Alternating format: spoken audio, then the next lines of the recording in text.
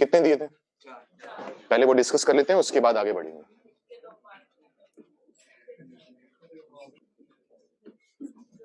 कौन से दिए थे? ठीक है, 1 2 2 3 3 3 ये था। करके आए हो? आंसर मैच कर लेना। आंसर मुझे भी नहीं पता, मन से दिया था वैसे भी। देखो बेसिक्स पर जाएंगे दोबारा। बेसिक्स पर कैसे आते थे कि 6 डिजिट का नंबर बनेगा, 1 2 3 4 5 6। या तो मैं यहां पर 1 फिक्स करूंगा। अब मैं ये देखूंगा कि 1 कितनी बार आ रहा होगा। जितने नंबर्स के एंड में 1 आ रहा होगा, 1 उतनी ही बार ऐड होगा, उतने से ही 1 को मल्टीप्लाई कर देंगे। यही काम करते थे। सेम दोबारा बेसिक पर जा रहे हैं वही। तो अगर 1 को फिक्स कर दिया तो बाकी कितनी डिजिट्स को अरेंज करना है? अभी 2 तो 2 है और 3 3 है। उनको अरेंज करने के कितने तरीके होंगे? फैक्टोरियल 5 अपॉन फैक्टोरियल 2 फैक्टोरियल 3, ये होगा। तो 1 इतनी बार आया होगा ना, तो 1 इतनी बार आया होगा, तो 1 को इतनी बार ऐड करेंगे तो क्या करेंगे? 1 से मल्टीप्लाई कर देंगे इस पूरे नंबर को। अच्छा, बाद में किसको फिक्स करेंगे? सपोज करो मैंने 2 को फिक्स कर दिया, बाकी कितनी डिजिट बचेंगी? 5। 2 को फिक्स करने से बाकी रिमेनिंग डिजिट्स क्या क्या है? एक तो 1 है, एक 2 है, और बाकी 3 बार 3 लिखा हुआ है। तो इसमें रिपीटिशन सिर्फ 3 का आ रहा है, तो डिवाइड बाय फैक्टोरियल 3 करोगे।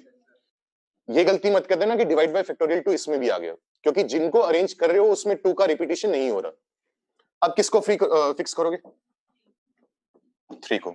मान लो तुमने 3 को फिक्स कर दिया, क्या क्या बचा? 1 बचा, 2 2 बचा, 3 3 बचा। इनको अरेंज करने के तरीके 2 फैक्टोरियल 2। तो अगर मैं यूनिट प्लेस की डिजिट्स का सम निकालूं तो वो कितना आएगा? 1 मल्टीप्लाई होगा फैक्टोरियल 5 अपॉन फैक्टोरियल 2 फैक्टोरियल 3 के साथ।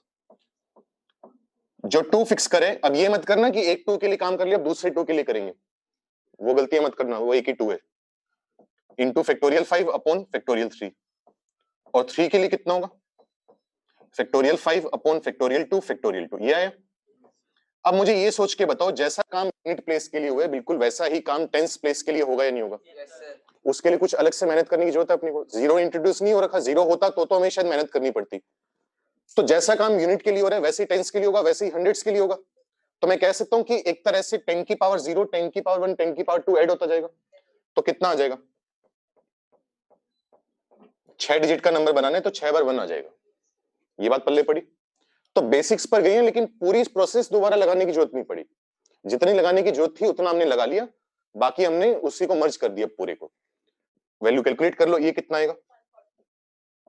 पक्का कैलकुलेट कर लेते हैं, मैं गलत ना लिख दूं। 10 कितना होगा? 20 इंटू 2 40, और 30 इंटू 3 90। हाँ सही बात है। तो कितना आ जाएगा आंसर? 140 इंटू 6 टाइम्स 1 आएगा।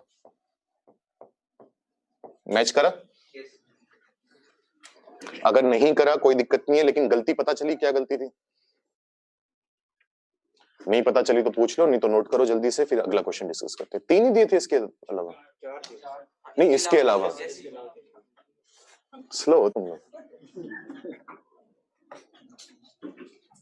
और मैं बार बार बोल चुका हूं, मुझे ये नहीं चाहिए, और मैं एक्सपेक्ट करता भी नहीं कि तुम सारे क्वेश्चन कर लोगे। सिर्फ अटेम्प्ट कर लिया करो बस, तमीज से, ढंग से। ये नहीं कि बस देख लिया, हाँ अटेम्प्ट तो ही है, ठीक है, ये कर लेगी। जैसे वो कह रहा था, कौन था ये वाला? तरीका डिस्कस किया था सर। और किसके साथ डिस्कस किया था? किसके? छोटे एक ही घर में रहते हो तुम लोग? जब क्लास में दिया था मैंने? पूरे जेनेसिस परिवार की तरफ से धन्यवाद कि आपने इतना कष्ट उठाया कि आपने एटलीस्ट क्लास से पहले तो अटेम्प्ट कर लिया ना। कहीं ऐसा तो नहीं कि क्लास के बाद अटेम्प्ट करते आप, जब मैं सवाल डिस्कस कर चुका हूं। कैसे से हो यार तुम लोग? एक से बढ़ के एक प्राणी है। जल्दी से नोट करो, फिर आगे बढ़ते हैं। तो तुम्हें पता कैसे चला क्लास है आज? बाकी सबके घर पे वाईफाई लगा हुआ है? कोई आया तो नहीं हो? अच्छा, खुद किया था। ठीक, चलिए नोट। कोई डाउट किसी का? कुछ बुकलेट के हो रहे हैं वैसे क्वेश्चंस? ठीक है। क्या थोड़ा सा दिक्कत नहीं, एक तो सॉरी, एक तो ये होता है कि एडवांस हो ही नहीं रहे, एक हो रहा है कि 50% हो गए, 60% हो गए। दोबारा ट्राई करो। कितनी बार ट्राई करें? 2 बार। थोड़ा और ट्राई करो। कौन से नहीं हो रहे? जैसे कोई एग्जांपल। आसान है, इतनी मुश्किल तो नहीं है। कौन से वाला? अरे वो सबसे घटिया सवाल वही है। बोरो कैरी लेने को बोलते हैं ना। चलो ये तो मैं वैसे ही बता देता हूँ, बात उठेगी। चलो ये तो घटिया सवाल है। कैरी कब लेनी पड़ती है मुझे? बोरो कब करना पड़ता है? जब ऊपर वाला छोटा हो, नीचे वाला बड़ा हो। तो या तो क्या होगा, x3 जो है या तो वो y3 से छोटा हो या उसकी इक्वल हो जाए, क्योंकि दोनों 8 हो गए तब भी बोरो नहीं करना पड़ेगा, 0 आ जाएगा। तो या तो दोनों नंबर इक्वल होंगे। दोनों को इक्वल बनाने के कितने तरीके हैं? 10 तरीके। कहीं इसको देख के मुंह से निकल रहा है 10 और हाथ से निकल रहा है 5। कितने तरीके हैं? 10 तरीके ना। या तो दोनों को 0 कर दो, या दोनों को 1 कर दो, दोनों को 2 कर दो, दोनों को 9 कर दो। या फिर क्या होगा, 10 में से कोई भी 2 डिजिट उठा लो। जैसे सपोज करो तुमने 7 और 9 उठाया, तो 9 y3 को मिलेगा, 7 x3 को मिलेगा, ताकि ऊपर बड़ा है नीचे छोटा है। तो अरेंज करने का कितना तरीका? एक ही तरीका है। 45 प्लस 10 कितना हुआ? 55। इनको बिठाने के तरीके 55 हो गए, इनको सेट करने के तरीके 55। यहां पर 0 नहीं आ सकता x1 y1, तो 45 तरीके। ये आंसर है बस। 45 इंटू 55 का स्क्वायर। आसान क्वेश्चन है। बाकी चलो बुकलेट डिस्कस होगी तब तो करेंगे। अब ये मत सोचना कि ये नोट्स में करवाऊंगा मैं, ये तो फिर टाइप अलग नहीं है। ऐसे हो चुके हैं, बहुत हो चुके हैं। ये तो कि सोचो टॉपिक है और ये टॉपिक होगा बाद में। जो भी मार्क करवाए इक्का दुक्का हो सकता है, गलती से मार्क करवा दिया हो अगले टॉपिक का, नहीं तो जितनी नॉलेज है उससे होने वाले हैं। नहीं हो रहे 2-2 3-3 बार और ट्राई करो, नहीं तो डिस्कस तो कर ही लेंगे बाद में। चलो और बताओ, और कौन सा दिया था?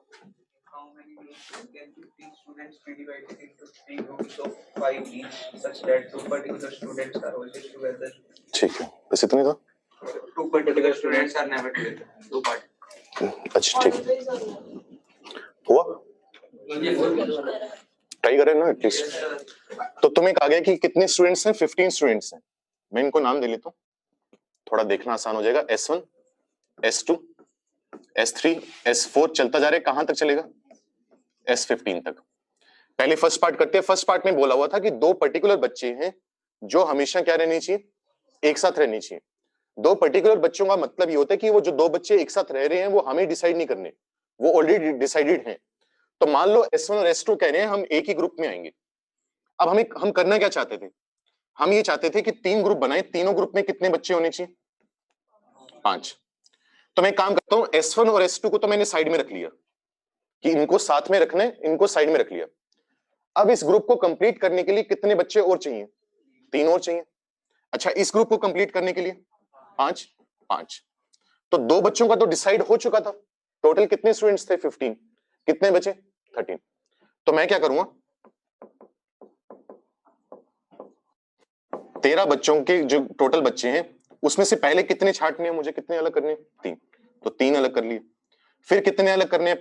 5 अलग कर लिए। फिर 5 अलग कर लिए। इतनी बात पल्ले पड़ी। ग्रुपिंग कर दी ना। पहले 3 बच्चों का ग्रुप बनाया, उसको किसके पास भेज दिया? S1 S2 के पास। 5 का ग्रुप बनाया, वो अलग रख दिया। 5 का ग्रुप बनाया, अलग रख दिया। अब मेरा सवाल तुमसे ये है कि कितने ग्रुप्स की स्ट्रेंथ सेम है? 2 की या 3 की? 2 की। यहां पर ये मत सोचना कि 3 ग्रुप है, 5-5-5-6। फाइनली क्या हो रहा है उससे मतलब नहीं है। हमने यहां पर जो प्रोसेस लगाई है उसमें कितने ग्रुप सेम है? 2 ग्रुप सेम है, 5 और 5 के। तीसरा ग्रुप तो 3 का है ना, तो किससे डिवाइड करोगे? ये आंसर है बस। समझ में आया? नहीं है? बताओ कहां से नहीं है? क्या बोलो, क्या नहीं समझ में आया? डाउट बोलो। शक्लें देख के तो तुम्हारे पता चला। क्या हुआ? लड़ाई होगी उससे भी?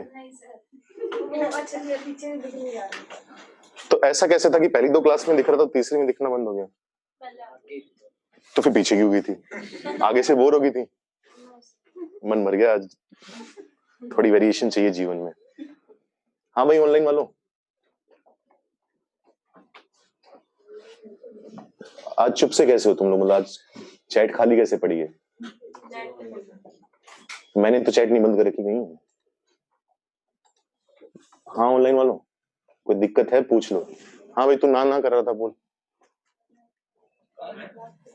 कैसे पूछ रहा हूँ? तीसरा, तेरे से नहीं, तीसरा बेंच। हाँ भाई, दुष्यंत, दुष्यंत नाम है ना तेरा? दुष्यंत नाम ही है ना तेरा? क्या दिव्यांश? हाँ बताओ क्या कह रहे हैं? सर आपने उसमें जैसे S1 S2 को सर साथ में मान लिया ग्रुप के अंदर, मैंने ऐसे किया था सर दोनों को पहले तो ये बताइए, जो मैंने बताया वो समझ में आया? ये समझ में आ गया सबको? फैक्टोरियल 2 से क्यों करा, फैक्टोरियल 3 से क्यों?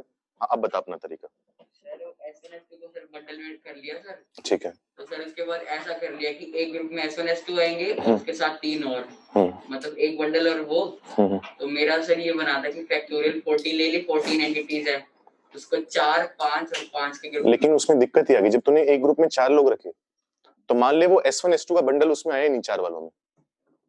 तूने क्या करा, 4 का ग्रुप बना दिया। मान ले उस ग्रुप में S3 S4 S5 S6 ये 4 एंटिटीज हैं, 4 बच्चे हैं। तो उस ग्रुप में एक्चुअली कितने बच्चे हैं? 4 ही बच्चे हैं। अब मान ले बंडल वाला जो जो बंडल है, जिसको तू एक बच्चा मानकर चल रहा है, तूने उसको 5 वाले में डाल दिया, तो 4 तो बच्चे वैसे हैं एक बंडल, और बंडल में कितने? 2 हैं, तो एक्चुअली उस ग्रुप में 6 बच्चे हो गए। समझ रहे? तो वहां केसेस बहुत ज्यादा एक्स्ट्रा आ गए। तो मैंने भी तो वही किया, बस तुम बंडल नाम लेकर बात कर रहे हो। मैंने S1 S3 वैसे रख दिए एक ही जगह, काम फिर प्रोसेस सेम होगा। अब मान लो तुम्हें बोल दिया जाता कि इन 3 ग्रुप को ट्रिप पे भेजने, क्लास ट्रिप है, कैंपिंग ट्रिप है, कुछ भी, शिमला मनाली और गोवा, तो भेजने के कितने तरीके होते? फैक्टोरियल 3 से मल्टीप्लाई कर देते। वो हमेशा distribution word, division word use नहीं करेगा। तुम्हें खुद को सोचना पड़ेगा कि 3 ग्रुप तो बना दिए ना, अब इनको 3 अलग अलग जगह भेजना है, तो कौन सा ग्रुप किस जगह जाएगा ये डिसाइड करने के कितने तरीके होंगे? इनटू फैक्टोरियल 3 कर लोगे वो? ठीक है। सेकंड में क्या था हमारे पास? सेकंड में बोला गया था कि 2 पर्टिकुलर बच्चे हैं जो एक साथ नहीं बैठना चाहते। मान लो दोबारा S1 S2 ही है, अब ये कह रहे हैं कि हम एक साथ नहीं आएंगे, तो मुझे कितने ग्रुप बनाने थे? 3। तो मैं एक काम करता हूं, इन दोनों को अलग अलग ग्रुप में बिठा देता हूं। इस ग्रुप में S1 बैठ गया, इस ग्रुप में S2 बैठ गया, इकट्ठे आने का चांस है इनका? नहीं। अब इस ग्रुप को कंप्लीट करने के लिए कितने बच्चे चाहिए? 4, 4 और 5। तो इन दोनों का तो डिसाइड हो चुका है ना, कितनों का डिसाइड करना है अभी? बाकी बचे हुए 13 बच्चों का डिसाइड करने हैं। तो कितना आएगा? फैक्टोरियल 13। उसमें से पहले 4 अलग करने हैं तो फैक्टोरियल 4, फिर 4 अलग करने हैं तो फैक्टोरियल 4, फिर 5 अलग करने हैं तो फैक्टोरियल 5। जब हमने ग्रुप्स में डिवाइड करे तब कितने ग्रुप की स्ट्रेंथ इक्वल है? 2 की। स्ट्रेंथ का मतलब मैंने उस टाइम भी बोला था, नंबर ऑफ ऑब्जेक्ट्स या नंबर ऑफ पीपल। तो 2 की सेम है ना, तो डिवाइड होगा फैक्टोरियल 2 से।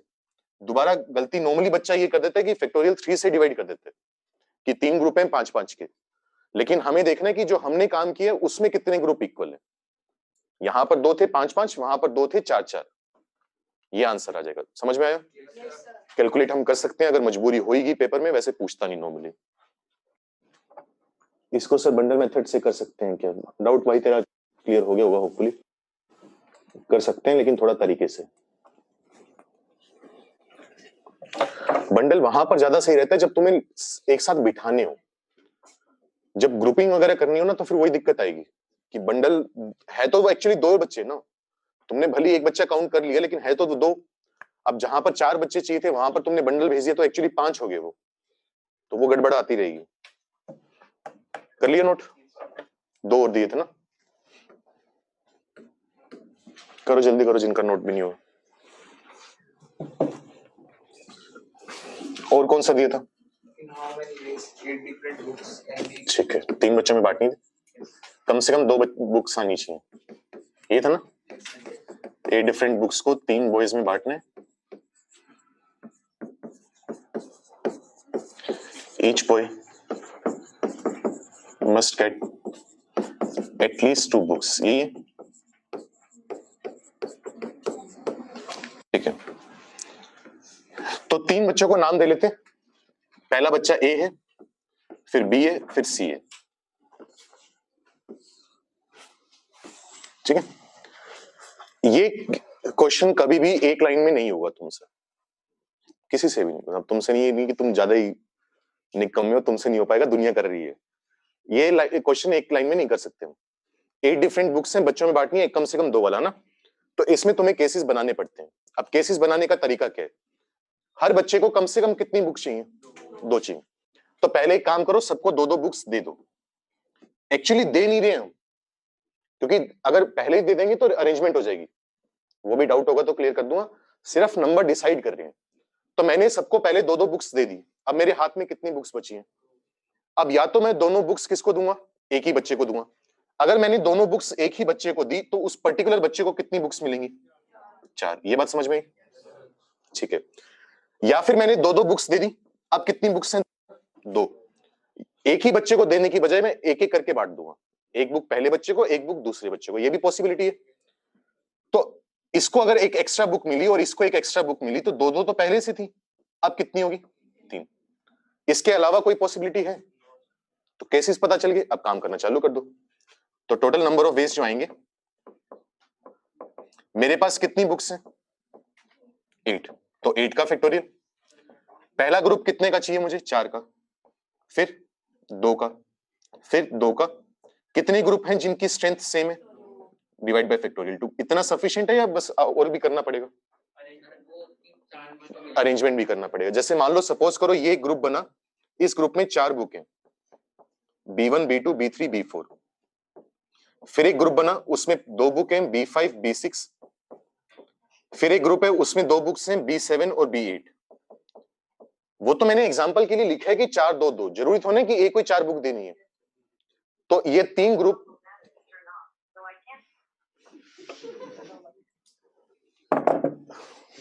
ये 3 ग्रुप 3 बच्चों में बांटने हैं ना, तो कौन सा ग्रुप किस बच्चे के पास जाएगा वो भी डिसाइड करना पड़ेगा। तो किससे मल्टीप्लाई करोगे? फैक्टोरियल 3 से। क्या कह रहा तू क्या कह रहा था? ऐसे ही कुछ भी। ये समझ में आया? ये एंड में कर लेना, वो कॉमन ही आ जाएगा। अगले केस के लिए क्या होगा? कितनी बुक्स हैं हमारे पास? 8। पहला ग्रुप 3 का चाहिए, फिर 3 का चाहिए, फिर 2 का चाहिए। कितने ग्रुप्स हैं जिनकी स्ट्रेंथ इक्वल है? 2। और 3 बच्चों में बांटने के लिए कर लोगे कैलकुलेट, या फैक्टोरियल 3 बिल्कुल एंड में कर लेते हो? ये तरीका होगा। किसी ने कुछ और किए, डिस्कस करने हैं कि मैच कर रहे नहीं कर रहा, तो कर लो। पर गलती से वो काम मत कर देना, ये भी बच्चे गलती कर देते हैं। बता देता हूं, नहीं करी तो बहुत बढ़िया। किसी एक काम करते हैं पहले 8 में से 2 बुक निकालकर ए को दे देते हैं, फिर बाकी 6 बची हुई बुक्स में से 2 निकालकर बी को दे देते हैं, बाकी बची हुई 4 में से 2 निकालकर सी को दे देते हैं। अब कितनी बुक्स बची मेरे पास? 2। मान लो B7 बच गई और B8 बच गई। B7 के पास कितने ऑप्शंस हैं? 3। या तो ए के पास जाएगी, या बी के पास, या सी के पास। जो B8 है उसके पास कितने ऑप्शंस हैं? 3। तो सर ये कर लेते हैं, इससे आंसर मैच नहीं कर रहा। और नहीं करेगा। क्यों नहीं करेगा? क्योंकि टुकड़ों में अगर हम चीजें बांटेंगे तो अरेंजमेंट हो जाएगी। बताया हुआ पहले बार। टुकड़ों में सिलेक्शन करना और टुकड़ों में बांटना एक ही चीज होती है ना। सिलेक्ट करके तो डिस्ट्रीब्यूट करोगे। 8C2 से कर क्या रहे हैं? 8 में से 2 बुक ले रहे हैं और उसको ए बच्चे को दे रहे हैं। तो टुकड़ों में सिलेक्शन हो रहे हैं तो अरेंजमेंट हो गई। गलती से ये वाला मत कर देना, येलो वाला। पहले डिसाइड करोगे किस बच्चे को कितनी बुक्स मिल रही है, उसके बाद इकट्ठी सिलेक्शन करोगे, इकट्ठा डिस्ट्रीब्यूशन करोगे। टुकड़ों में नहीं कर सकते। ठीक है, नोट कर लो। अभी कोई दिक्कत है तो पूछ लो, लास्ट क्वेश्चन डिस्कस करते हैं फिर।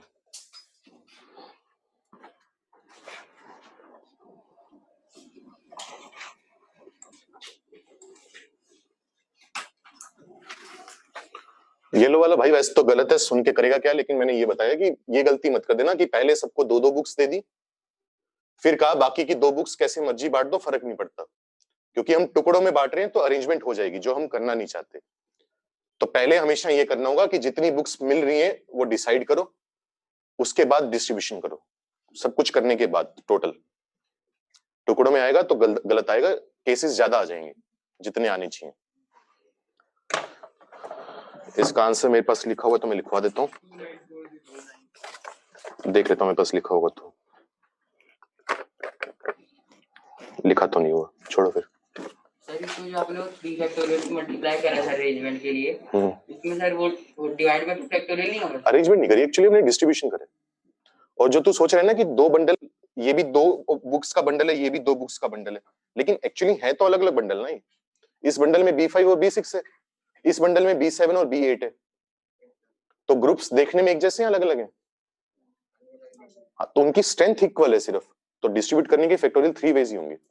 अगर इसमें भी B5 B6 बुक्स होती और इसमें भी B5 B6 होती तब तो डिवाइड बाय फैक्टोरियल 2 करता। समझ रहे भावने? तो सिर्फ नंबर इक्वल है, बाकी बुक्स अंदर का जो कंटेंट है वो अलग है।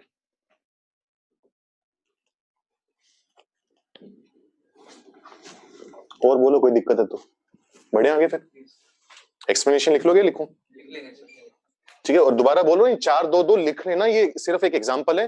अभी एक्चुअली डिसाइड हुआ नहीं है कि ए को कितनी मिलनी है, बी को कितनी मिलनी है। वो किससे डिसाइड होगा? इससे डिसाइड होगा। ठीक है। और कौन सा दिया था लास्ट?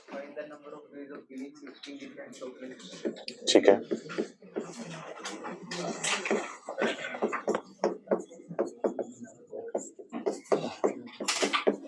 हाँ बोल रहा। 2-3 boys ABC such that B gets 1 more than A when C gets 2 more than A. ठीक है। 16 चॉकलेट बांटनी है एबीसी में। ए को कितनी चॉकलेट मिल रही है पता नहीं, मान लेते हैं ए को n चॉकलेट मिल रही है। बी को कितनी मिलनी चाहिए? ए से एक ज्यादा मिलनी चाहिए। तो अगर इसको n मिल रही है तो इसको कितनी मिलेगी? n+1। अच्छा सी की बात करते हैं, सी को बी से 2 ज्यादा मिलनी चाहिए तो n+3। इसमें 2 ऐड करोगे ना। टोटल कितनी चॉकलेट्स आई? सबको ऐड कर दो, 3n+4। हमारे पास हाथ में थी कितनी? 16। n को सोल्व करा, कितना आ गया? 4। n की वैल्यू 4 आ गई तो पता चल गया a को तो 4 चॉकलेट देनी है, b को n+1 यानी 5 देनी है, c को कितनी देनी है? 4 और 3 7। तो नंबर ऑफ वेज क्या होंगे? ग्रुप्स बना देंगे अपने। टोटल कितनी चॉकलेट्स हैं? 16। पहले कितनी अलग करनी है अपने को? 4। फिर कितनी अलग करनी है? 5। फिर अलग करनी है 7। अलग अलग होगी। अब मेरा सवाल ये है कि फैक्टोरियल 3 मल्टीप्लाई होगा या नहीं होगा? नहीं होगा, क्योंकि पहले से डिसाइडेड है कि 4 चॉकलेट वाला जो ग्रुप है वो ए के पास जाएगा, या हमें डिसाइड करना है? वो पहले से डिसाइडेड है ना, तो फैक्टोरियल 3 क्यों करोगे? फैक्टोरियल 3 में तो हो सकता है कि 4 वाला ग्रुप सी के पास आ जाए, क्वेश्चन की कंडीशन फेल हो जाएगी। तो कौन सा ग्रुप किस बच्चे के पास जा रहा है वो पहले से डिसाइडेड है, तो सिर्फ इतना होगा, फैक्टोरियल 3 मल्टीप्लाई नहीं होगा। तो वही क्वेश्चन की बारीकियां समझा करो हमेशा। ये नहीं कि बच्चों में बांटने, तो सर ने कहा था बच्चों में डिस्ट्रीब्यूट करना हो तो फैक्टोरियल 3 होता है, तो सर ने गलत पढ़ाया था। तो लैंग्वेज पढ़ लिया करो उसकी कि कहां पर अप्लाई एक्चुअली होना है, कहां पर नहीं होना।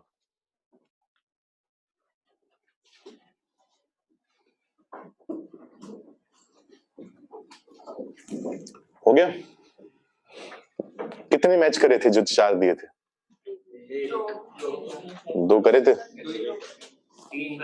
3 करे थे। ठीक, कुछ तो हो रहे हैं। चलो क्या करिए, बोल। एक तो देख पीछे से आगे आ रही है, फिर बोलना भी है, और फिर तुझे इस वहम में भी बोल रही है कि इतना स्लो बोल रही है, इतनी लो वॉल्यूम में बोल रही है कि सुनाई नहीं देगा। इतने वहम कैसे हो सकते हैं कि इंसान के? हाँ क्या आगे? हाँ, तो आगे तो सेंटेंस तो क्या? अच्छा सही है। एक क्वेश्चन और है, लिख लो, घर से करके लाओगे? इस बार करके लाना, कल डिस्कस करेंगे। इसी टॉपिक है, फिर अगला टॉपिक पढ़ते हैं। And different toys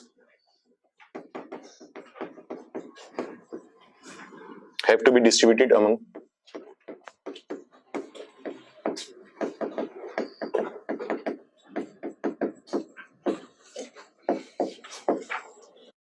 n children.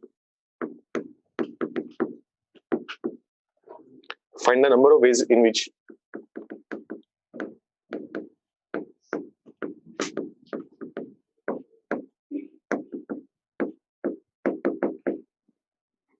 these toys can be distributed.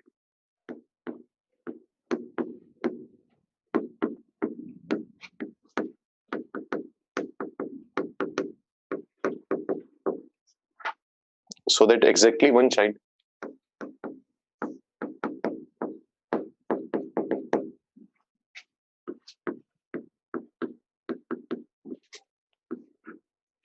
gets one toy. और एक बात बताओ इस चैप्टर की, आईआईटी को इज्जत करनी आती नहीं इस चैप्टर की, लेकिन अगर तुम्हारा कभी भी मन हो ना, आईएसए वगैरह बताया था शायद कभी एक बार, आईएसए का पेपर देने की या ओलंपियाड का देने की, कभी भी ओलंपियाड पता है होता है, हो गया इस साल का, तो अगले साल दोबारा होगा, कौन सा दुनिया खत्म हो रही है, हो रही है तो घर पे बैठ जाओ, अगले साल फिर होगा। तो कोई भी अगर ढंग का पेपर दोगे ना मैथ्स का, जो अच्छा पेपर प्योरली मैथ्स का है, उसमें लगभग सबसे ज्यादा वेटेज इसकी और नंबर थ्योरी की रहती है हमेशा। केपीवाई में भी अब थोड़ी कम होगी, लेकिन आती है केपीवाई में भी, 2 आए थे। तो आईआईटी को कदर करनी आती नहीं इस चैप्टर की, लेकिन चैप्टर बहुत प्यारा है ये, 10 बार बोल चुका हूँ, 11वीं बार आज फिर बोल रहा हूँ। और ये नहीं पिछले लेक्चर देख के बोल दो कि सर 10 बार नहीं था 9 बार था। है तुम में से ऐसे जो भावनाएं नहीं समझते, एग्जैक्ट शब्दों पे चले जाते हैं। तो अगर कभी मन हो मैथ्स में थोड़ा इधर उधर हाथ पैर मारने का, ऐसे वगैरह, तो उसके लिए तो बहुत इंपॉर्टेंट चैप्टर है। ओलंपियाड सिर्फ ऐसा भी नहीं कि जो आरएमओ होते हैं, आरएम पता है ना कुछ होते हैं, पहले आरएमओ होते हैं रीजनल मैथ्स ओलंपियाड, उससे पहले पीआरएमओ होते हैं प्री रीजनल मैथ्स ओलंपियाड, तो इसमें भी आईएनएमओ हो गया। और बाद में अगर तुम्हें पता हो तो हर कंट्री से टीम्स जाती है, रिप्रेजेंट करती हैं, जैसे इंडिया को रिप्रेजेंट करने के लिए अब मुझे याद नहीं 4-5 बच्चे जाते हैं, ऐसे टीम जाती है पूरी। तो वहां पर भी क्या होता है, हर देश अपने 4-5 सवाल देते हैं, इंडिया अपने 4-5 सवाल रखेगा कि हाँ ये सवाल है हमारी तरफ से करो, चाइना वाले अपना रखेंगे, उसमें भी पीएमसी ही एक मतलब ज्यादा वेटेज रखता है। ये सब कुछ कम आता है, डिफरेंशिएशन, इंटीग्रेशन, ये सब कुछ।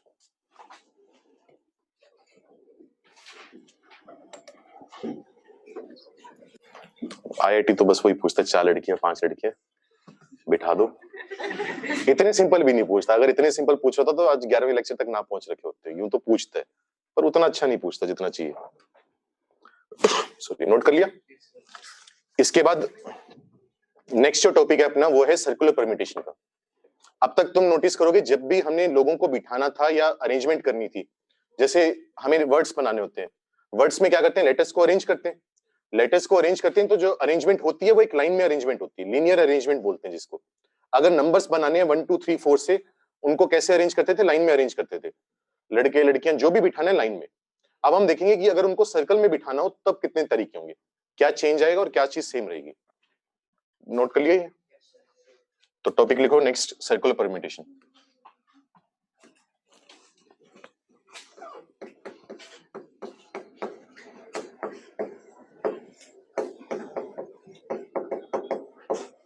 पहले इसकी 3-4 लाइन की थ्योरी है वो लिख लो, उसके बाद समझाऊंगा क्या है क्या नहीं। परम्यूटेशन तो समझ ही रही हो ना, सिलेक्शन प्लस अरेंजमेंट। अरेंजमेंट बस अब किस में करनी है, सर्कल में। लिखो the number of circle permutations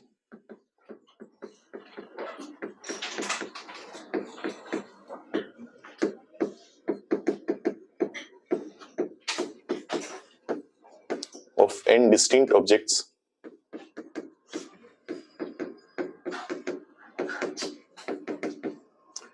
taken all at a time। मतलब हमारे पास कितनी डिस्टिंक्ट ऑब्जेक्ट्स हैं, n, सबकी सब लेनी है और उनको परम्यूट करने हैं। मतलब क्या करना है, सिर्फ अरेंजमेंट करनी है।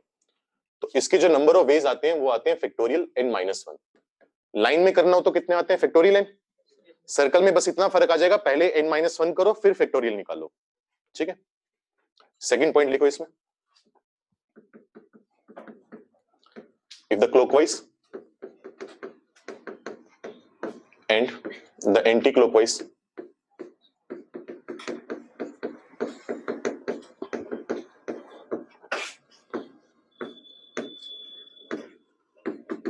arrangements are considered the same,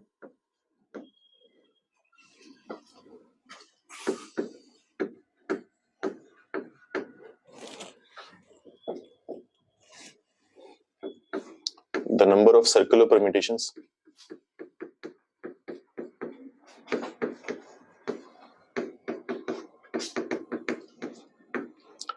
इसके मतलब समझा दूंगा, लेकिन थोड़ा थोड़ा समझ चलो कि क्लॉकवाइज और एंटी क्लॉकवाइज कभी भी बोल दिया जाए कि सेम है तो कुछ नहीं करना, टोटल वाले को 2 से डिवाइड कर दो, फैक्टोरियल n-1 अपॉन 2। यहां पर ऑब्वियस है कि n 3 से बड़ा होना चाहिए। जैसे अगर तुम n को 2 रख दोगे तो क्या आएगा, 2 - 1 1 आएगा, 1 का फैक्टोरियल 1 होता है, 1 अपॉन 2 कितना आ गया, हाफ। किसी काम को करने के तरीके फ्रैक्शन में आ सकते हैं, तो वो इंप्लाइड है, कहोगे तो लिख भी लेंगे, लेकिन n क्या होना चाहिए, 3 या 3 से बड़ा होना चाहिए। लिखना चाहो तो लिख लेना।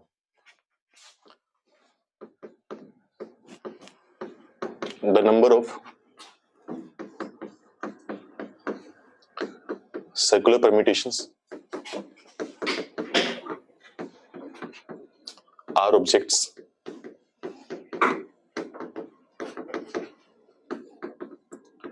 taken from n distinct objects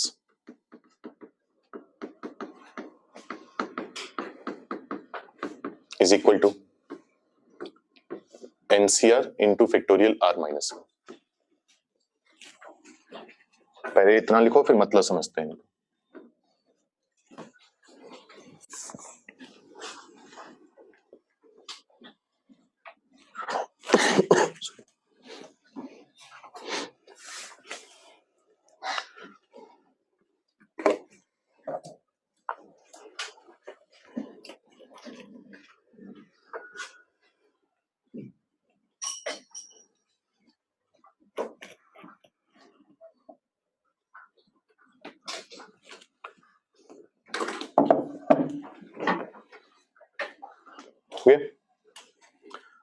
तो देखो सर्कल और लाइन में फर्क क्या होगा और क्यों होगा। जैसे मान लो सपोज करो तुम्हारे पास 4 बच्चे हैं, ABCD 4 लोग हैं, तुम चाहते हो इनको सर्कल में बिठाना और सर्कल पर ये 4 चेयर्स पड़ी हुई हैं। अगर मैं तुमसे एक सवाल पूछूं कि ये 4 चेयर्स जो पड़ी हैं, ये इनमें कोई फर्क है किसी भी चेयर में, हाँ या ना, क्या बोलोगे? टोन पहचान कर मत बोलना, जो मन में आए वो बोलना। ये 4 चेयर पड़ी हुई हैं। सर्कल के बारे में हम जानते हैं ना, तो उसका कोई स्टार्टिंग पॉइंट होता है ना कोई एंड पॉइंट होता है। सर्कल हर तरीके से सिमेट्रिक होता है। अगर एक बार तो मैं बोल रहा हूं कि इनको सर्कल में बिठाओ, दूसरी बार मैं बोल रहा हूं इनको एक लाइन में बिठाओ, तो दोनों में डिफरेंस ये होता है कि जैसे मान लो ये लाइन है, इसके 4 सीट्स हैं, हर सीट पहले से अलग है। क्योंकि अगर तुम देख रहे हो तो एक सीट है जो लेफ्ट मोस्ट है, एक राइट मोस्ट है, एक लेफ्ट से सेकंड है, लेफ्ट से थर्ड है, लेफ्ट से फोर्थ है, ठीक है, ये सब कुछ। तो सारी की सारी जो चेयर्स होती हैं, जो सारी की सारी सीट्स होती हैं, वो सारी पहले से अलग होती है। लेकिन अगर सर्कल को तुम नोटिस करोगे तो सर्कल का ना तो कोई स्टार्टिंग पॉइंट है ना एंड पॉइंट है।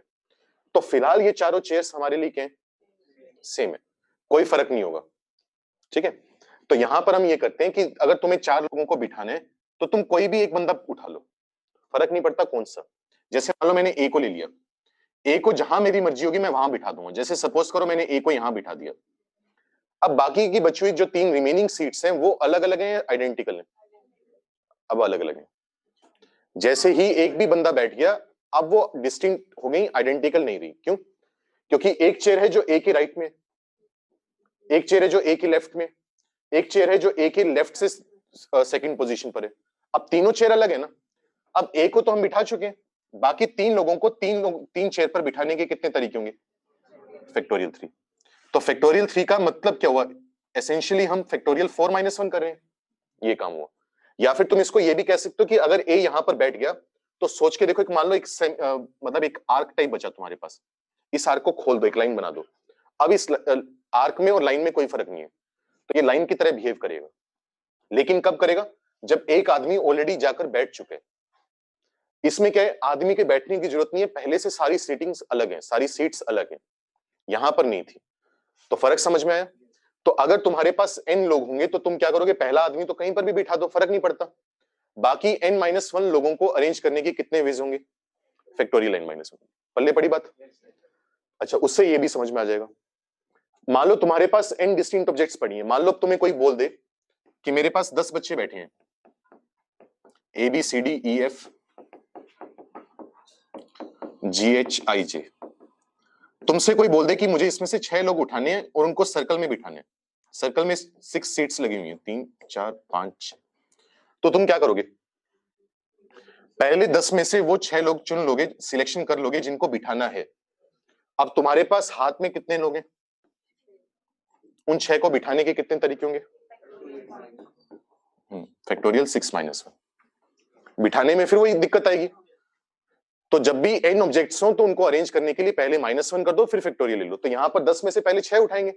अरेंज करने के तरीके फैक्टोरियल 6 - 1।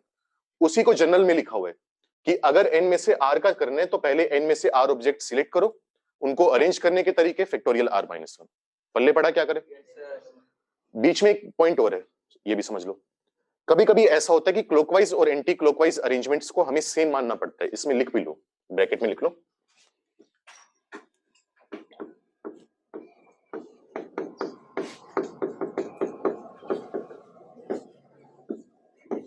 जैसे इमेजिन करो तुम्हारे पास एक नेकलेस बनाना है, तुम्हें बोल दिया गया ये नेकलेस है,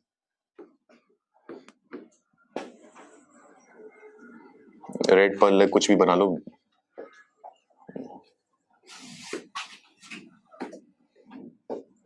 येलो क्या होता है? तो कुछ ना कुछ स्टोन होता है, ठीक है।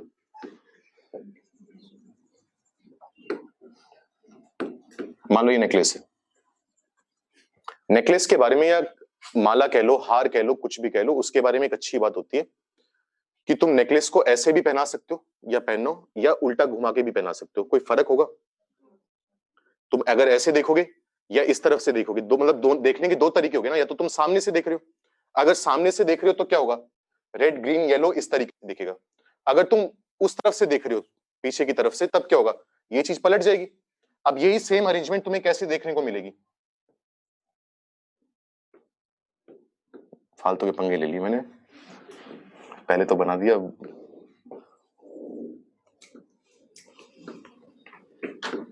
बना लो, कोई बात नहीं, बिल नहीं है क्या?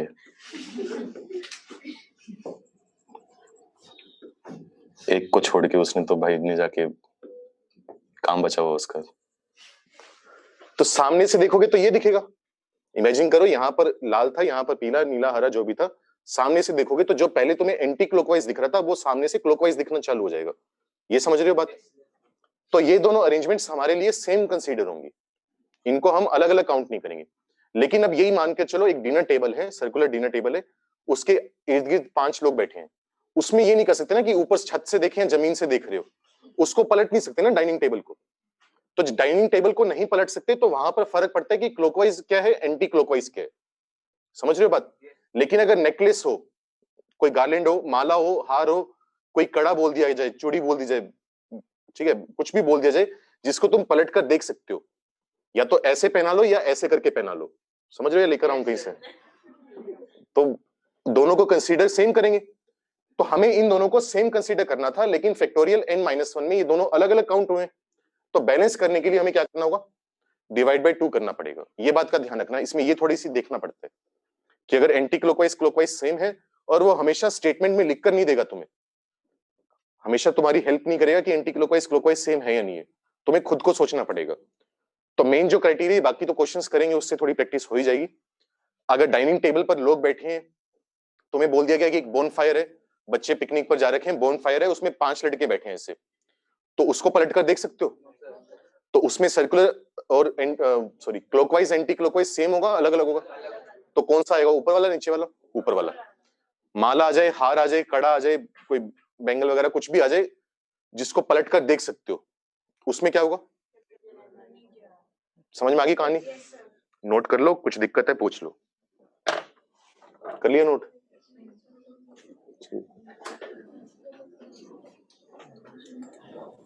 और थोड़ा अजीब लग भी रहा होगा तो कोशिश करेंगे तो थोड़ा और क्लियर हो जाएगा, समझ में आ जाएगा कहां पर क्या करना है। पूरी कहानी मत पूछ यार, देखे इतनी। हाँ, क्योंकि ये दोनों अरेंजमेंट सेम है ना हमारे लिए, बस देखने का फर्क है कि आगे से देख रहे हैं, पीछे से देख रहे हैं। तो जब फैक्टोरियल n-1 करते हैं तो हमने तो बिठाया था ना।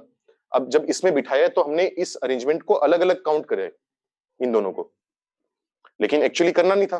तो जो अरेंजमेंट एक बार काउंट करनी थी उसको हमने 2-2 बार काउंट कर ली। तो बैलेंस करने के लिए डिवाइड बाय 2, ये बात बोलिए। जैसे वो करते हैं ना, काफी टाइम पहले भी करें ऐसे सवाल कि अगर एक अरेंजमेंट को 6 बार काउंट किए तो बैलेंस करने के लिए डिवाइड बाय 6 कर दो, जितनी बार एक्स्ट्रा काउंट हुए उतने से डिवाइड कर दो, तो एक्चुअल अरेंजमेंट्स आ जाएंगी। तो 2 बार हुए तो divide by 2। Can 5 boys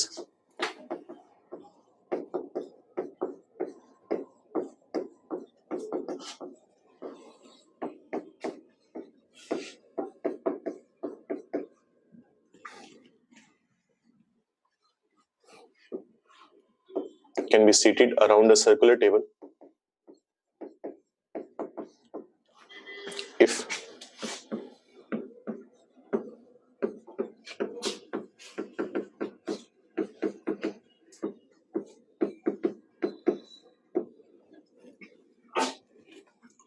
alternate बैठने चाहिए, एक लड़का एक लड़की, कितने तरीके से बिठा सकते हो, सर्कुलर टेबल है।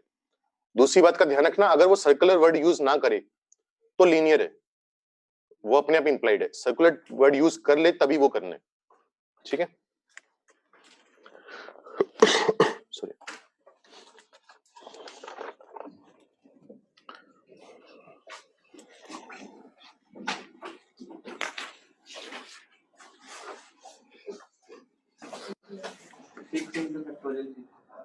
हम्म 6 into factorial 6. 6 into factorial 6, factorial 5 into factorial 4. सही है। बाकी बोलना मत आंसर, जब मैं पूछूं तभी बोल लेना, ठीक है। बाकी सही आंसर।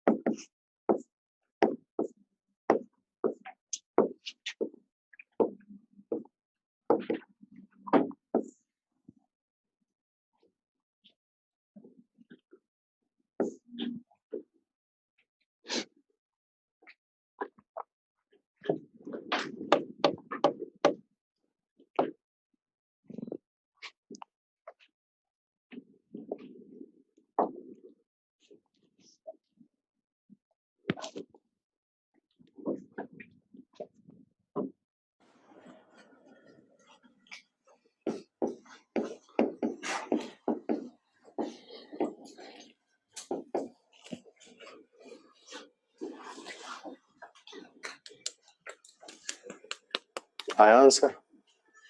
किसके सिखा गया? वो ये गैप मेथड वाला काम है, बस उसको लाइन की बजाय सर्कल में बनाना है। नहीं बवदीप, ये नहीं आएगा, कुछ नहीं करना। देखो पहले या तो लड़कों को बिठा दो या लड़कियों को बिठा दो, फर्क नहीं पड़ता क्योंकि नंबर इक्वल है। किसको बिठाना है? पहले लड़कों को बिठा दो। अगर 5 लड़कों को बिठाने सर्कल में, अभी सर्कल पर मान लो कुर्सियां लगी हुई हैं, चेयर्स लगी हुई हैं, तो लड़के जो हैं वो मतलब फिलहाल सीट्स आइडेंटिकल होंगी, डिस्टिंक्ट होंगी? आइडेंटिकल होंगी। तो 5 लड़कों को बिठाना है तो एक्चुअली कितना लिखोगे? फैक्टोरियल 4 लिखोगे, ठीक है। फैक्टोरियल 4 लिखते ही पांचों लड़के बैठ गए। कोई भी अरेंजमेंट मान लो, जैसे मान लो यहां पर B1 है, यहां पर B3, B4, B5 और B2। अब लाइन से थोड़ा सा और क्या अलग आया? नॉर्मली जब 5 लड़कों को बिठाते थे तो कितने गैप बनते थे? एक ज्यादा 6 बनते थे। अब ये नहीं होता, जितने लड़कों को बिठाओगे उतने ही गैप बनेंगे। गिन के देखो, 1 2 3 4 5। फर्क समझ में आया? ये चीज याद रखना, सर्कल में बिठाओगे तो जितने लोगों को बिठाए उतने ही गैप बनेंगे, कोई एक्स्ट्रा नहीं बनेगा। अच्छा, अब कितनी लड़कियों को बिठाने? 5। लड़का लड़की अल्टरनेट चाहिए अपने को, तो इन गैप्स में बैठेंगी 5 लड़कियां। तो गैप सिलेक्ट करने की जरूरत है हमें, पहले से सिलेक्टेड है। उन 5 गैप में 5 लड़कियां बैठ जाएंगी। अच्छा, अब ये पांचों सीट्स जो हैं ये आइडेंटिकल हैं, डिस्टिंक्ट है? डिस्टिंक्ट है, क्योंकि ये सीट वो सीट है जो B1 और B3 के बीच में आ रही है, ये सीट वो है जो B3 और B4 के बीच में आ रही है। तो पांचों डिस्टिंक्ट हैं, तो फैक्टोरियल 5 आएगा या फैक्टोरियल 4 आएगा? फैक्टोरियल 5 आएगा। ये बात का ध्यान रखना, ये नहीं कि सर्कल में बिठा रहे हैं तो इसके लिए फैक्टोरियल 4 आया तो उसके लिए भी फैक्टोरियल 4। लॉजिकली काम करना है अपने को। कितना आएगा? फैक्टोरियल 5। तो एक्सप्लेनेशन में लिख देता हूं, फैक्टोरियल 4 से हमने क्या किया?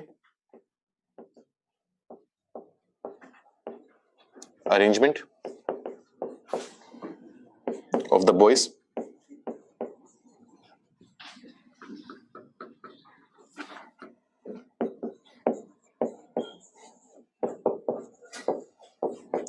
पहले 5 लड़कों को अरेंज कर दिया सर्कल में फैक्टोरियल 5 से। अरेंजमेंट ऑफ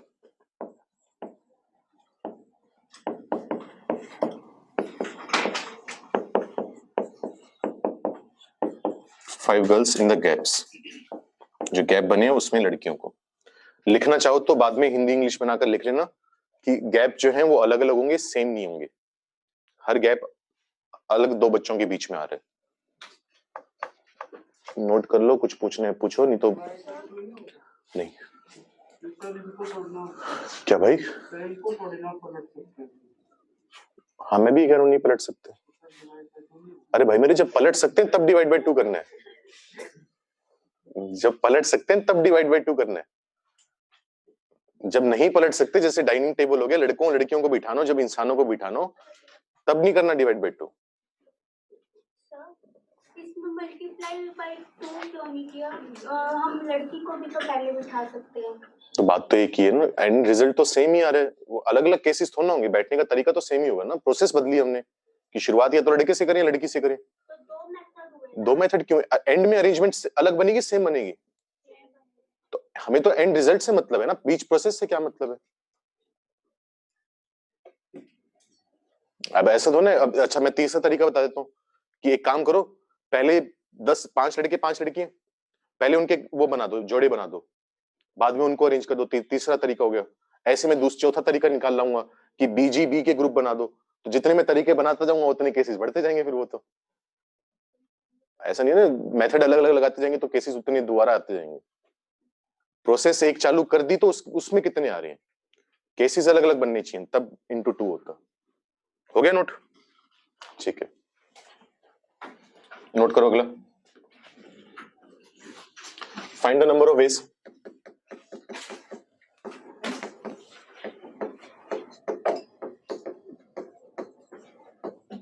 a necklace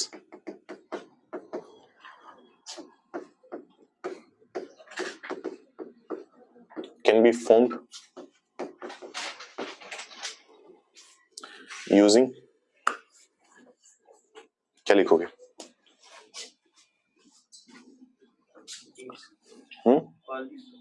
अरे वो तो लिख लोगे।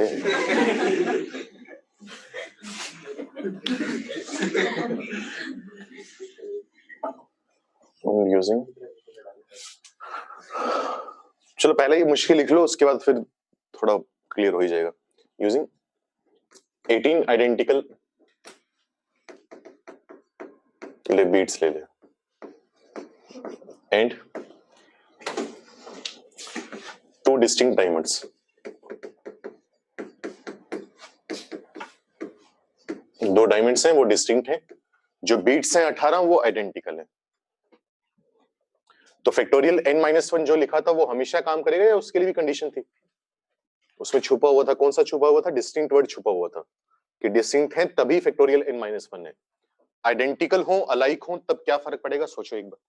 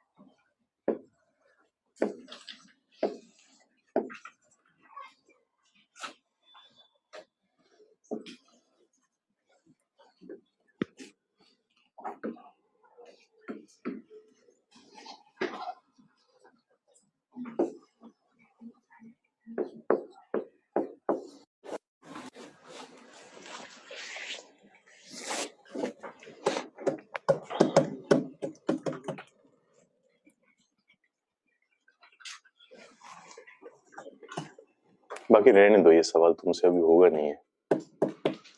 इसमें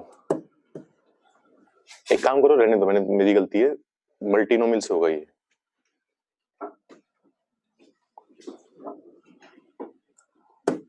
बिना उसके नहीं हो पाएगा। रहने दो, छोड़ो, मेरी गलती है, रहने दो। क्वेश्चन लिखे रखो, ज्यादा मुश्किल सवाल नहीं, आसान है। वो टॉपिक नहीं हुआ तुम्हारा मल्टीनोमियल नाम का, चैप्टर के एंड में होगा लगभग। लिख लो, पेज मोड कर रख लेना, बाद में दोबारा आकर डिस्कस कर लेंगे, ठीक है? जब 18 हमने वो लगा दी तो उसके बाद सारी चीज सेम होंगी ना? इसमें एक्चुअली 2 तरीके होते हैं सोचने के। एक तो लंबा तरीका है, पहले मैं वही करवाने वाला था, फिर मेरे दूसरा तरीका दिमाग में आ गया। 2 तरीके ये हैं कि पहले आइडेंटिकल बीट्स, जो बेसिकली मैं सिखाना चाह रहा था, एटलीस्ट वो सीख लो। अगर मैं कहूं कि 18 आइडेंटिकल बीट्स को सर्कल में अरेंज करने तो कितने तरीके होंगे? एक ही तरीकों के, कैसे मर्जी बिठा दो, कोई फर्क नहीं पड़ता। उनको बिठा दिया। अब हमारे पास दो केस बनेंगे, या तो दोनों डायमंड्स जो हैं वो अलग अलग होंगे। अलग अलग होने का मतलब दोनों डायमंड्स के बीच में गैप होगा, ठीक है। तो अब तुम क्या करो, पहला डायमंड कहीं भी बिठा दो, जैसे D1 डायमंड यहां पर बिठा दिया। तो D1 डायमंड के लिए प्लेस सिलेक्ट करने के तरीके हैं हमारे पास, मतलब दोबारा सुनो, 18 बैठी थी, उनको कैसे मर्जी बिठा दो। अब जो ये गैप बने इनके बीच में, वो गैप्स आइडेंटिकल हैं, डिस्टिंक्ट हैं? आइडेंटिकल हैं, किसी भी गैप में कोई डिफरेंस नहीं है। तो पहला डायमंड कहीं पर भी उठाकर डाल दो, यहां डाल दिया D1। अब सारी पोजीशंस अलग अलग हैं, सेम है, डिस्टिंक्ट है। तो जो दूसरा डायमंड है वो या तो यहां पर बैठ सकते हैं, 2 3 4 5 6 7 8 9 10 11 12 13 14 15 16 17 तरीके हुए डायमंड के बैठने के। तो D2 डायमंड के लिए पोजीशन सिलेक्ट करने के 17 वेज होंगे। तो 17 आ गया, कुछ पल्ले पड़ा, ठीक है। इसको डिवाइड बाय 2 करेंगे या नहीं करेंगे? नहीं करेंगे, अभी सर अलग अलग वो हमने D1 D2 को देखना है। और फिर इसमें एक केस आएगा जब D1 और D2 एक साथ बैठे हैं, ये भी तो हो सकता है ना कि D1 और D2 एक ही गैप में है, तो ये भी आएगा 18। अब डिवाइड बाय 2 करके आंसर बोल दोगे 9। एक तरीका तो ये है, लेकिन ये तरीका थोड़ा घटिया तरीका है, इसलिए मैं सवाल छुड़वा रहा हूं। इसको तो कर सकते हो, ये तो हो भी है। घटिया इसलिए कह रहा हूं क्योंकि अगर 3 डायमंड आ गए ना, तब तुम्हारे पसीने छूटेंगे इसमें। अब या तो तीनों डायमंड इकट्ठे बैठे हैं, या कोई 2 इकट्ठे बैठे हैं, तीसरा अलग बैठे, या फिर तीनों अलग अलग बैठे हैं। अब एक के लिए तो गैप काउंट करना बहुत आसान था, एक को बिठा दिया, बाकी दूसरा देख लिया। लेकिन मान लो 3 डायमंड होते, D1 D2 D3, तब क्या करना पड़ता? D1 को बिठा दिया, अब कितने प्लेस सिलेक्ट करने हैं मुझे? D2 D3 के लिए करने हैं। अब उसमें पंगे पड़ने चालू होंगे। अगर ये 4 डायमंड आ गए तब और पंगे पड़ने चालू होंगे। तो मैंने इसलिए बोल रहा हूं, बार-बार मैंने जल्दी लिखवा दिया। इसी क्वेश्चन को करने का तरीका मल्टीनोमियल से होता है। मल्टीनोमियल में हम उल्टा प्रोसेस लगाते हैं, पहले डायमंड्स को बिठाते हैं, उनके बीच में बीट्स को बिठाते हैं, ठीक है। जैसे उसमें अप्रोच बता देता हूं, बाद में कर लेंगे। जैसे मान लो तुम्हारे पास 4 डायमंड है, डायमंड्स बिठा दो D1 D2 D3 D4, बिठाने आते हैं अपने को, फैक्टोरियल 3 से आ जाएगा ना। अब तुम ये डिसाइड करो कि D1 और D2 के बीच में कितनी बीट्स आएंगी। ये डिसाइड करो D2 D3 के बीच में कितनी बीट्स आएंगी। इसमें X आएंगी, इसमें Y आएंगी, इसमें Z आएंगी, और इसमें मान लो W आएंगी। मान लो तुम्हें बोल दिया जाता कि टोटल 18 बीट्स हैं, तो X plus Y plus Z plus W का सम कितना आना चाहिए? 18 आना चाहिए, 18 आना चाहिए। अब इस इक्वेशन के जो सॉल्यूशन निकालने के तरीके होते हैं वो मल्टीनोमियल्स होते हैं, n plus r minus 1 CR minus 1। क्योंकि अभी मैंने तुम्हें क्या बताया था कि डिस्टिंक्ट ऑब्जेक्ट्स को डिस्ट्रीब्यूट करना सिखाया था, अभी पिछला टॉपिक हुआ था, 4 लड़कों में बांटने कैसे डिस्ट्रीब्यूट करते हैं। अलाइक की हमने बात नहीं करी, मैंने फ्राइडे की क्लास में भी बोला था अलाइक को हम पढ़ेंगे बिल्कुल एंड में, तो उस टॉपिक से होगा। तो क्वेश्चन छोड़ दो या तो काट दो, अगर 1-2 लाइनें लिखी हैं तो काट दो, बाद में दोबारा कर लेंगे। लिख लिए थोड़ी बहुत सर्कल वगैरह बना लिए तो थोड़ी जगह छोड़ दो 3-4 लाइन की, बाद में डिस्कस कर लेंगे। मैंने थोड़ा जल्दी लिख लिया, तो क्या करना है बताओ? काटा पीटी कर रहे हो क्या? सर्कल बनाने जितनी जगह छोड़ देना, और 3-4 लाइन वैसे छोड़ देना, 5 छोड़ देना। आंसर इसका 1 लाइन का ही है, ज्यादा नहीं है। और ये सवाल हो जाएगा, अभी भी हो गया ये तो, पर 3 4 5 डायमंड में फिर दिक्कत आ जाएगी, क्योंकि 5 डायमंड आ गया, बाकी के 4 इकट्ठे बैठे हैं, 2 इकट्ठे बैठे हैं, 3 इकट्ठे बैठे हैं, 2 अलग इकट्ठे बैठे हैं, 2 अलग इकट्ठे बैठे हैं, 2-3 का ग्रुप बन रखा है, केसेस बनाते रह जाओगे, ठीक है। बड़े फिर आगे छोड़ो इसको, फिर इग्नोर मारो। ये लिख लो, in how many ways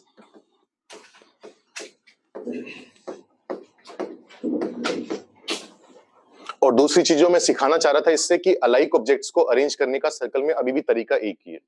line में भी एक तरीका होता है, सर्कल में भी एक तरीका होता है। In how many ways 7 different pulse can be arranged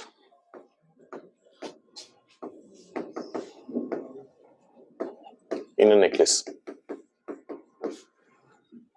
जल्दी से बताओ, कुछ करना ही नहीं इसको वैसे। ठीक है, 7 डिफरेंट पल्स है, उनको सर्कल में बिठाने के कितने तरीके आएंगे? Factorial 7 minus 1। लेकिन अगर नेकलेस बना रहे हैं तो आगे पीछे से सेम है, तो डिवाइड बाई 2, तो कितना आ जाएगा? Factorial 6 upon 2। फैक्टोरियल 6 कितना होता है? 720, 2 से डिवाइड करोगे तो 360। कोई दिक्कत हो?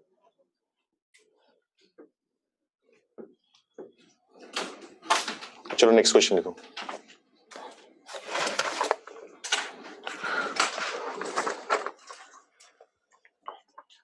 The number of ways, time कितना हो गया? पढ़ाई हुई को। The number of ways in which 7 girls या 7 boys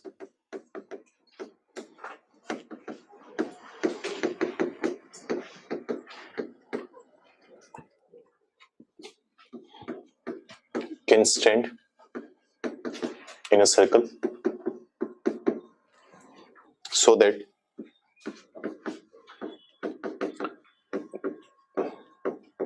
they do not have the same neighbors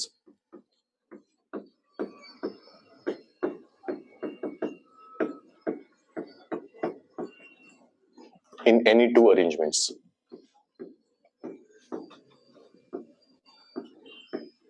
बताओ कितना है?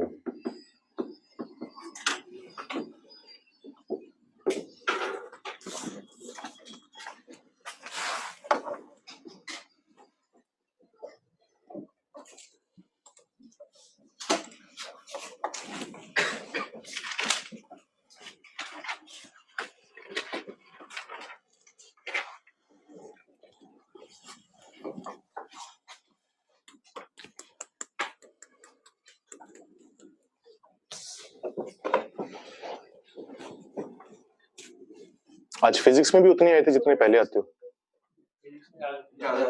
ज्यादा थे आज? अच्छा, तुम्हारी तो तादाद आज कम हुई है थोड़ी सी, 20 बच्चों का फर्क है आज सुबह में। तो आधों को पता ही नहीं होगा। हाँ, कौन बोल रहा है? क्या बोल रहा है? आज से बोला था शायद किसी ने। मैं करवा देता हूँ, इसमें कुछ नहीं है। ये भले ही लड़कों को बिठाने की इसमें कोशिश है हमारी, लड़कों को बिठाने का सवाल है, लेकिन इसमें क्लॉकवाइज और एंटी क्लॉकवाइज सेम काउंट होंगे। अगर इसमें नंबर ऑफ अरेंजमेंट्स फाइंड करनी हो तो वही काम होगा जो 7 डायमंड में हुआ था या 7 पल्स में हुआ था। Factorial 7 minus 1 upon 2। आंसर इसका भी 360 आएगा। क्वेश्चन की लैंग्वेज में फर्क समझना। अगर वो बोल देता कि 7 लड़कों को सर्कल में बिठाओ तो कितने वेज आते? फैक्टोरियल 6 आते। सब कुछ अलग अलग है, क्लॉकवाइज एंटी क्लॉकवाइज, कोई 2 से डिवाइड करने की जरूरत नहीं है। लेकिन इस क्वेश्चन में उसने स्पेशल उठकर सामने से बोल दिया कि हमें ही बस इतना चाहिए कि 2 अरेंजमेंट में नेबर सेम ना हो। जैसे सोचो, ए यहां पर बैठे, एक बार बी यहां पर और सी यहां पर, एक बार ए, सी और बी। ये दोनों अरेंजमेंट वैसे हम सेम काउंट करते हैं, अलग अलग काउंट करते हैं? अलग अलग काउंट करते हैं। एक बार बी जो है वो ए के किस तरफ बैठे? कौन सा हुआ? सामने से देख लो ना, लेफ्ट हुआ। एक बार बी इसके लेफ्ट में बैठे, तुम्हारा कैसे हुआ? सामने से देखो ना, ए टेबल की तरफ मुंह करके बैठा होगा।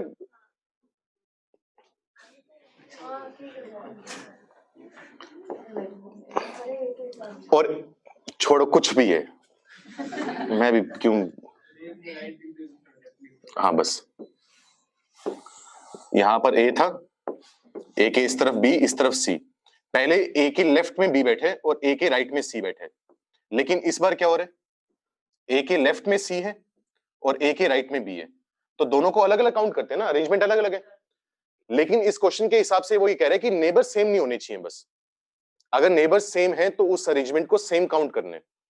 तो फिलहाल नेबर क्या है? ए के, बी और सी है। यहां पर ए के नेबर क्या है? बी और सी।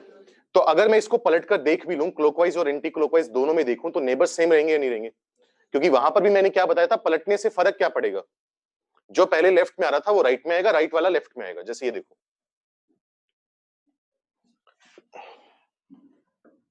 जो ये वाला क्वेश्चन करा था, अगर मैं रेड वाले की बात करूं, रेड वाले के नेबर कौन कौन है? ग्रीन वाला और पर्पल वाले। यहां पर भी रेड वाले के नेबर कौन है? सेम है। फर्क क्या आया था, पहले एक लेफ्ट में था दूसरा राइट में था, अब उल्टा हो गया, जो लेफ्ट में था वो राइट में आया, राइट वाला लेफ्ट में आया, यही फर्क आया था ना। अगर मैं इसकी बात करूं, येलो के नेबर कौन कौन है, ग्रीन और ब्लू है, अभी भी येलो के नेबर कौन है, ग्रीन और ब्लू। तो अगर मैं पलट कर देखता हूं क्लॉकवाइज एंटी क्लॉकवाइज को अलग अलग देखें तो उसमें सिर्फ फर्क किस चीज का पड़ता है, लेफ्ट वाला राइट में, राइट वाला लेफ्ट में, नेबर सेम रहते हैं। तो यहां पर वो कह रहा है कि सिर्फ नेबर डिस्टिंक्ट होनी चाहिए, बाकी कोई फर्क नहीं पड़ता अपने को कि लेफ्ट में कौन है राइट में कौन है। तो इसका मतलब हमें एंटी क्लॉकवाइज और क्लॉकवाइज दोनों अरेंजमेंट्स को सेम कंसीडर करना होगा, इसलिए डिवाइड बाय 2 आएगा। तो ये भी कोई हार्ड एंड फास्ट रूल नहीं है कि अगर नेकलेस बनाना है तभी 2 से डिवाइड होगा और लड़के लड़कियों को बिठाने तो 2 से डिवाइड नहीं होगा, क्वेश्चन की लैंग्वेज पर डिपेंड करेगा। अगर वो सिंपल बोल दे 7 लड़कों को बिठाओ तो फैक्टोरियल 6, नेबर सेम नहीं होनी चाहिए सिर्फ इतनी कंडीशन है तो डिवाइड बाय 2। पल्ले पड़ा क्या बोले, कोई दिक्कत, क्यों करें 2 से डिवाइड, नोट कर लो, कुछ पूछना है पूछ लो, नहीं तो आगे बढ़ते हैं।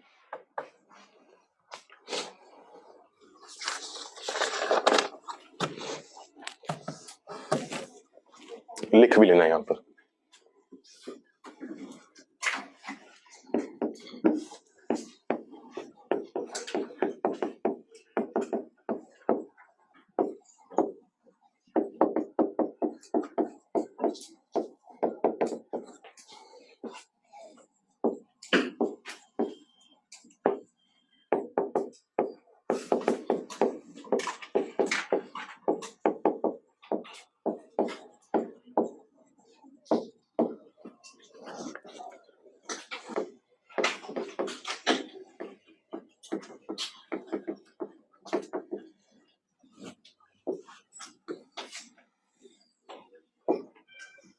Find the number of ways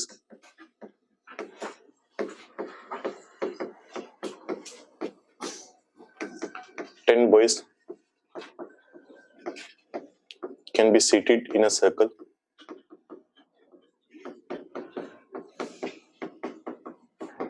इसका पहला पार्ट है, if 2 particular boys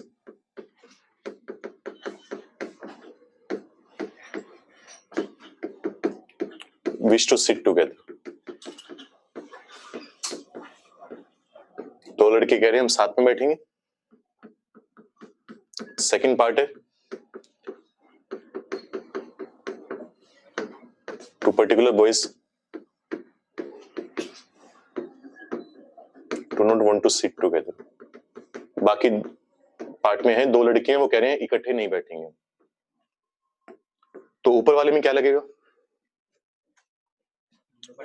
bundle method, नीचे वाले में क्या लगेगा, गैप मेथड। क्या नहीं, सही चीज पे भी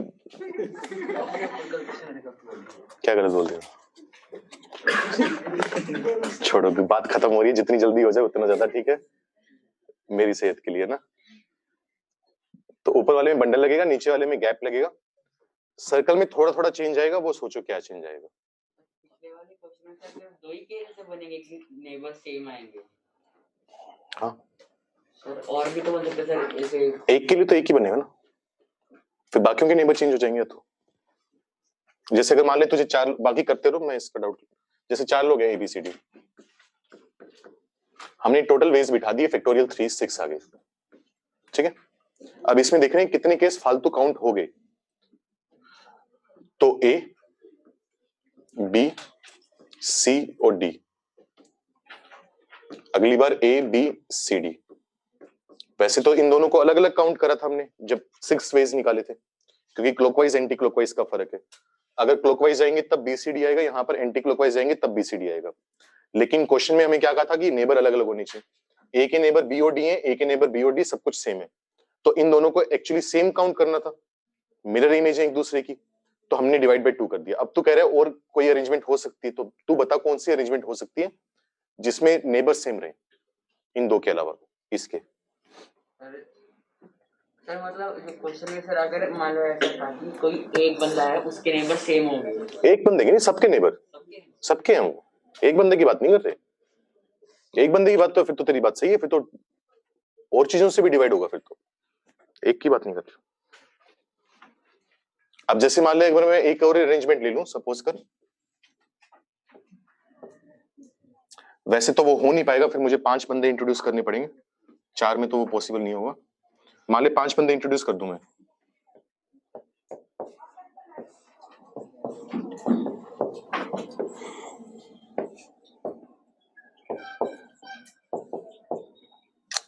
पांच में भी हो जाएगा या नहीं होगा? हो जाएगा सर, ई और ई को चेंज कर देना। किसको चेंज कर दूं? ई और ई को। यहाँ पर ई बिठा दूं, यहाँ पर सी, यहाँ पर डी, ये करना ना, A B C D E. हाँ, तो इसमें भी ए के नेबर बी और सी है, इसमें भी ए, लेकिन ये अलग अलग है, इनको काउंट भी अलग अलग करना है। क्यों? क्योंकि ई के नेबर पहले बी डी थे, अब ई के नेबर सी डी है, तो काउंट अलग अलग काउंट हुए भी हैं और करने भी थे, सबके सेम रहने चाहिए, ये जरूरी है।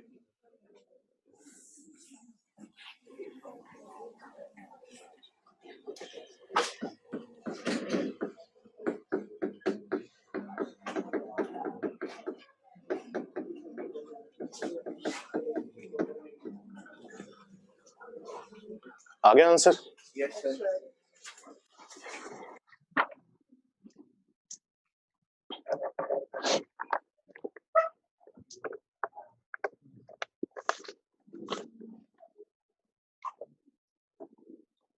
करें डिस्कस? कुछ नहीं, वही काम करना है। पहले पार्ट में क्या बोल रहे हैं कि दो पर्टिकुलर बच्चे हैं, वो कह रहे हैं हम एक साथ बैठेंगे, तो इनका क्या कर देंगे, बंडल बांध देंगे। अब अगर बंडल बांध दिया तो number of ways of arrangement कितने होंगे?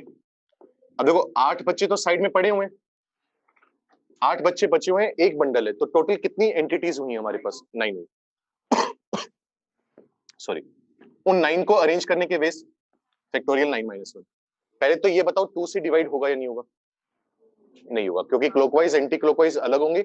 अगर नेबर की बात करता फिर हम सोचते, पर नहीं बोला हुआ तो अलग अलग काउंट करेंगे। काम पूरा हो गया? नहीं हुआ, क्योंकि मान लो अरेंजमेंट इस तरीके से हुए, यहाँ पर कुछ मान लो सी पड़ा हुआ है, यहाँ पर डी पड़ा हुआ है, यहाँ पर एफ पड़ा हुआ है, बाकी तो अरेंजमेंट होगी। यहाँ पर बंडल पड़ा हुआ है।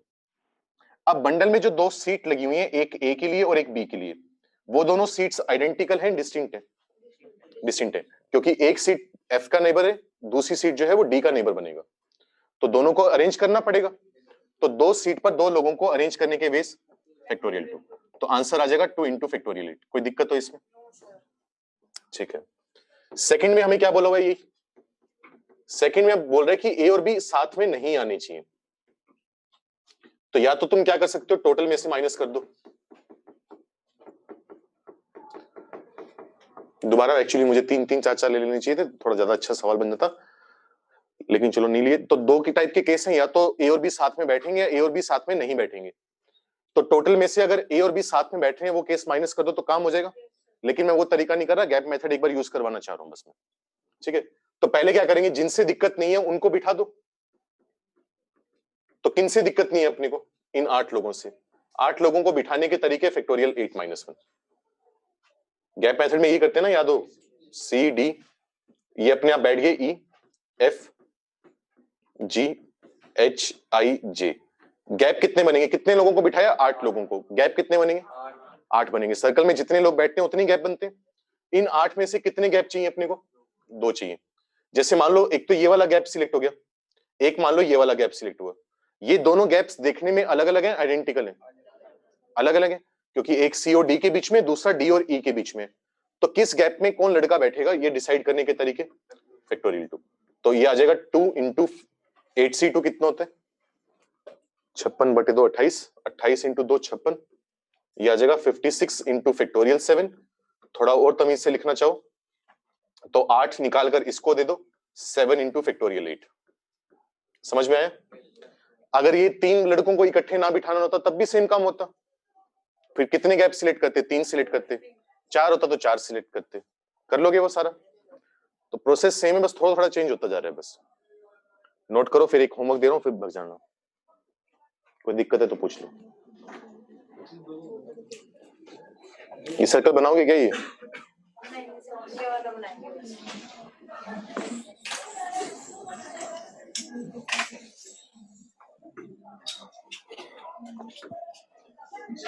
पहले कितने क्वेश्चन दिए थे?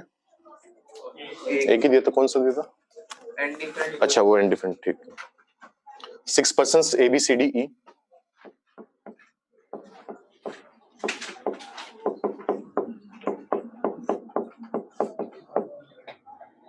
F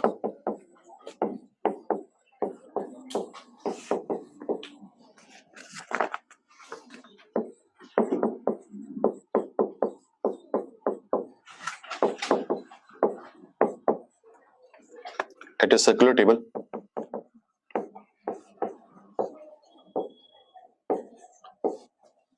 A should have either B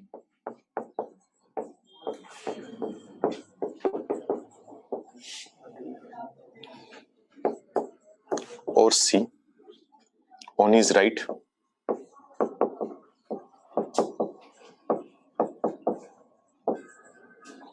and B must always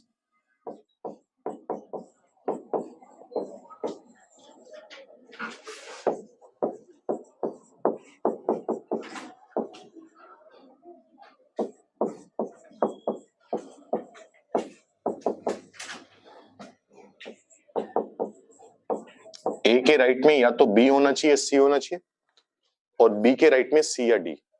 कितने तरीके से बिठा सकते हैं 6 लोगों को? ढंग से अटेम्प्ट करके आओगे। एक और क्वेश्चन सोचोगे? सोच कर आना, पजल की तरह लेना। एक बार टॉपिक हुआ नहीं है, हो सकता है कल भी ना करवाऊं, 1-2 दिन बाद करवाऊं, लेकिन सवाल अच्छे। जैसे मान लो, कौन था ये? हाँ भाई बोल, क्या दिक्कत हुई? क्या एकदम से दर्द उठाते रहे, बता।